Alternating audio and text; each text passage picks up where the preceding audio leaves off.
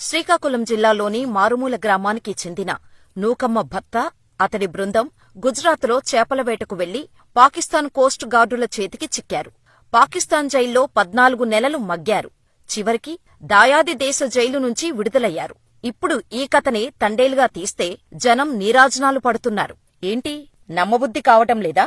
నాగచైతన్య, సాయి పల్లవి జంటగా నటించిన Thandel movie real story ఆధారంగా తీసిందే. మరి రియల్ లైఫ్ హీరో ఎవరు? వారు ఎలా బయటకొచ్చారు? భర్తను విడిపించుకోవటానికి గర్భిణీ అయిన నూకమ్మ ఏం చేసింది? Watch the story. శ్రీకాకుళం జిల్లా ఎచ్చెర్ల మండలం పంచాయతీ పరిధిలోని గ్రామాలు డి మత్స్యలేశం, కె మత్స్యలేశం.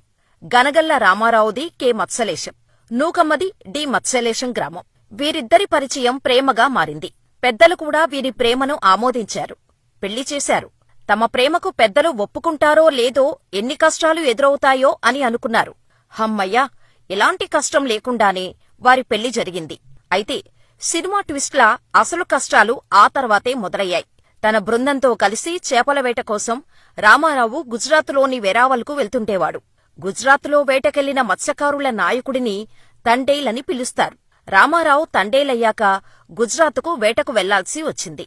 అప్పటికీ నూకమ్మ 7 నెలల గర్భవతి. దీంతో ఇదే తన లాస్ట్ ట్రిప్ అని, ఇకపై వేట కోసం గుజరాత్కు వెళ్లనని మాట ఇచ్చాడు. అలా 2018లో ఎచ్చెర్ల మండలం డి మత్స్యదేశం గ్రామానికి చెందిన 8 మంది మత్స్యకారులు, శ్రీకాకుళం జిల్లాలో మరో ప్రాంతానికి చెందిన 7 మంది, విజయనగరం, తూర్పుగోదావరి జిల్లాలకు చెందిన మరో 7 మత్స్యకారులతో కలిసి గుజరాత్ రాష్ట్రానికి చేపల వేటకు వెళ్లారు. అక్కడ ఓ చేపల వేట సాగించే కంపెనీతో కాంట్రాక్టు కుదుర్చుకున్నారు. అలా 22 మంది మత్స్యకారులు 2018 నవంబర్ 28వ తేదీన గుజరాత్ నుండి అరేబియా సముద్రపు జలాల్లో చేపల వేటకు వెళ్లారు. 29 రోజులు సముద్రంలో వేట బాగానే సాగింది. చేపలు కూడా మంచిగా రావటంతో పుట్టబోయే బిడ్డకు మంచి బట్టలు కొనాలని కలలు కన్నాడు రామారావు. ఇక పొద్దుమారగానే ఒడ్డుకు చేరుకుంటాం, కుటుంబాలను కలుసుకుంటాం అని అనుకున్నారు అంతా. డిసెంబర్ కావటంతో తీరం ఏమాత్రం కనిపించటం లేదు. అంతా పొగమంచు కమ్మేసింది. ఎదురుగా దట్టమైన మంచు ఉండటంతో ఏమీ కనిపించటం లేదు. పయనిస్తున్న పడవ దిశ మారిపోయింది. దీంతో పాకిస్తాన్ ప్రాదేశిక జలాల్లోకి ప్రవేశించారు. బోట్లల్లో వైర్లెస్ సెట్లు కూడా పనిచేయకపోవటంతో వారికి దిక్కుతోచలేదు. ఆ తర్వాత పాకిస్తాన్ కోస్ట్ గార్డులు చేతికి చిక్కారు వీరంతా. వీరి ఫోటోలు తీసుకుని ఏ ప్రాంతానికి చెందినవారని ఆరా తీశారు. పొరపాటున వచ్చిన మిమ్మల్ని విడిచిపెడతామని పాకిస్తాన్ కోస్ట్ గార్డులు హామీ ఇవ్వటంతో బతికిపోయినం దేవుడా అనుకున్నారు, ఊపిరి పీల్చుకున్నారు. కాని తర్వాత కథ మలుపు తిరిగింది. భయపడకండి, విడిచిపెడతాం అన్నవాళ్లే ఆ తర్వాత విడిచిపెట్టేదే లేదు అంటూ మాట మార్చారు. ఆ మాట వారి గుండెల్లో గుణపంలా దిగింది. వేలిముద్రలు తీసుకుని కరాచీ సబ్ జైల్లో బంధించారు. వీరందరినీ ఒకే బ్లాకులో ఉంచారు. జైలులో వారు పడ్డ కష్టాలు అన్నీ ఇన్నీ కావు. సరైన తిండి పెట్టేవారు కాదు. జైలు సిబ్బంది నానా రకాలుగా ఇబ్బంది పెట్టడంతో చిత్రహింసలు అనుభవించారు. ఎవరికి ఎవరూ ధైర్యం చెప్పుకునే పరిస్థితి లేదు. అందరి కళ్ల ముందు దుఃఖ సముద్రమే. కుటుంబం ఎలా ఉందో, అసలు వారు పాకిస్తాన్కి చిక్కామని తెలిసిందో లేదో, అసలు ప్రాణాలతో బయటపడతామో లేదో అన్న అనుమానం అందరిలో ఉండేది. కన్నీళ్లు దిగమింగుకొని ఎప్పటికైనా బయటపడతామనే చిన్న ఆశతో ఉండేవారు. ఇదిలా ఉంటే వేటకు వెళ్లిన తమ వాళ్ల ఆచూకీ దొరక్కపోవటంతో బాధిత కుటుంబ సభ్యులు ఆందోళన చెందారు. పాకిస్తాన్ కోస్ట్ గార్డులకు పట్టుబడ్డారనే వార్త తెలిసి కుప్పకూలిపోయారు. ఎన్ని కష్టాలొచ్చినా సరే నా భర్తను జైలు నుంచి విడిపించుకుంటాను అని ఏడుస్తూనే దృఢంగా ఉన్నది నూకమ్మ. నీ భర్త విజయనగరంలో ఉన్నాడనుకున్నావా? విశాఖపట్నంలో ఉన్నాడనుకున్నావా? అక్కడెక్కడో పాకిస్తాన్ జైల్లో ఉన్నాడు అన్నారు ఒకరు. ఆ మాటకు అర్థం ఇక ఆశ వదులుకోవాల్సిందేనని. కాని ఎవరి మాటలను సీరియస్గా తీసుకోలేదు. తనకు తానే ధైర్యం చెప్పుకుంది. ప్రేమించి పెళ్లాడిన భర్తని ఎలాగైనా బయటకు తీసుకురావాలని ఫిక్స్ అయింది. చివరి శ్వాస వరకు పోరాడాలని నిర్ణయించుకుంది నూకమ్మ. ఆమెకు ఎర్రయ్య భార్య శిరీష జత కలిసింది.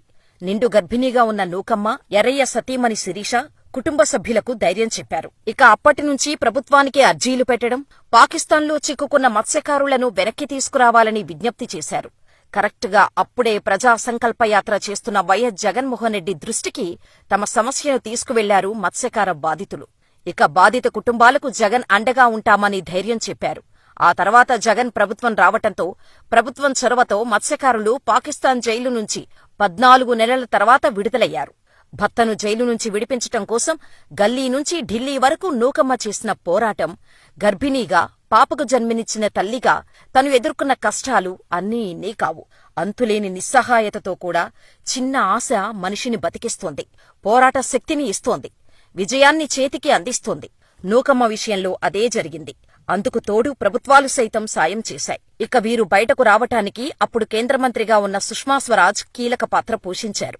వీరి కథపై లోతుగా అధ్యయనం చేసిన దర్శకుడు చందు మొండేటి, నిర్మాత బన్నీవాసు ఎగ్జాక్టుగా అప్పుడు ఏం జరిగిందో చూపించాలని అనుకున్నారట. అందుకే అప్పట్లో జరిగిన సంఘటనలను లోతుగా అధ్యయనం చేసిన తర్వాత సినిమాలో ఆ సన్నివేశాలను పెట్టారు. సుష్మా స్వరాజ్ను తండేల్ సినిమాలో చూపించాలని అనుకున్నారు.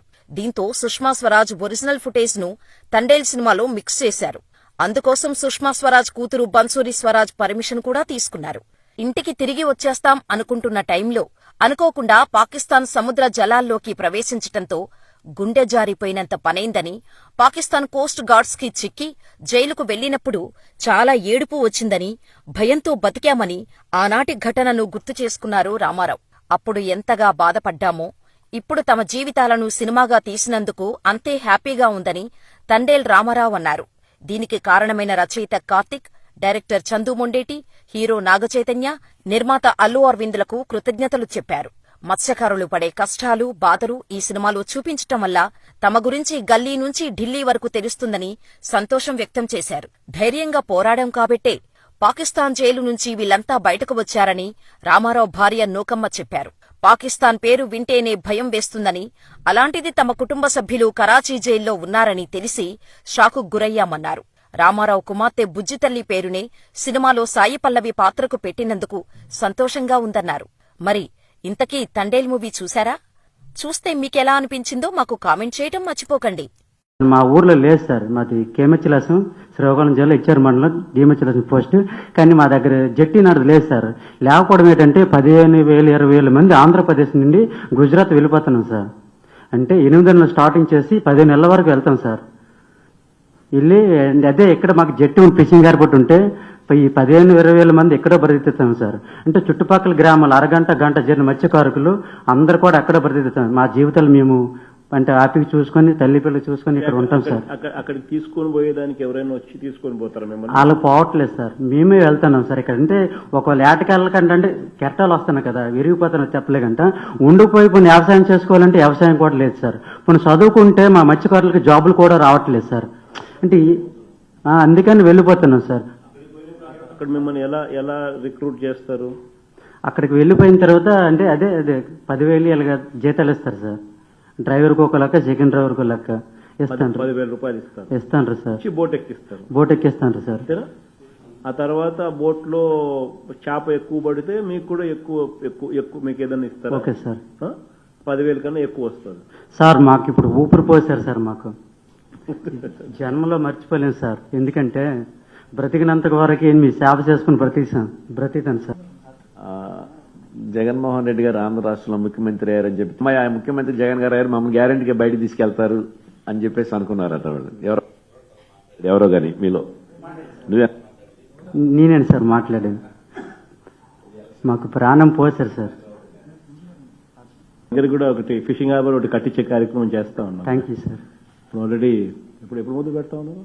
చిన్న ప్రాక్టికల్ ప్రాబ్లం ఉందన్నా మనకంటే ఒక 2 minutes 200 crores అట్లా అయిపోతుంది. సముద్రంలో గ్రాయిన్స్ ఫామ్ చేయాలా. ఇప్పుడు అప్పలరాజు కూడాను దీనివల్ల మాకు కొంచెం ఇబ్బంది ఉంటుందండి. మెయిన్ పూరి 2 o'clock మేము దీని మీద ఒక మీటింగ్ కూడా పెట్టుకున్నాం ఇవాళ. ఈ నెక్స్ట్ 3 సంవత్సరాల లోపలనే ఖచ్చితంగా మీరు అనుకుంటా ఉన్నట్టుగా శ్రీకాకుళం జిల్లాలోనే ఖచ్చితంగా మీ దగ్గరే ఒక మంచి జట్టి కట్టించే కార్యక్రమం పెట్టిస్తాం. Okay sir. చేయిస్తాం. మీ అందరికీ కూడా మీరు పోయేటప్పుడు చెక్కులు కూడా ఇస్తారు. తలా 5 లక్షల రూపాయలు ఇమ్మని చెప్పినాము, ఇస్తారు. దాంతో ఇంకా మళ్ళీ అక్కడికి పోకుండా ఆ డబ్బుతో కొంచెం ఇక్కడే ఏదన్నా స్థిరపడేట్టుగా ఏదన్నా ఉపయోగపెట్టుకోండి ఆ డబ్బును. Okay sir. Thank you sir. ఈ 3 సంవత్సరాలలో మీరు అనుకున్నట్టుగా అక్కడ ఎట్లా జట్టి కూడా ఎట్లా తీసుకొచ్చే కార్యక్రమం. Okay sir. Thank you sir. Very much. Thank you sir.